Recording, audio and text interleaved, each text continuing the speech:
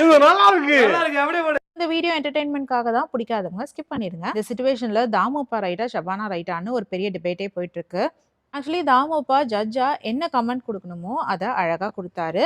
கொஞ்சம் ஹார்ஷா தான் இருந்தது. அதுக்கு காரணம் ஷபானாவோட ஆட்டிட்யூடோட சொன்ன பதிலா கூட இருக்கலாம். மோரோவர் ஷபானாக்கு குடுக்கப்பட்ட அந்த சீக்ரெட் பாக்ஸ்ல மெயினா இருந்த 2 இன்கிரீடியன்ட் பார்த்தீங்கன்னா, கூஸ்பெர்ரீஸும், பொட்டேட்டோவும்.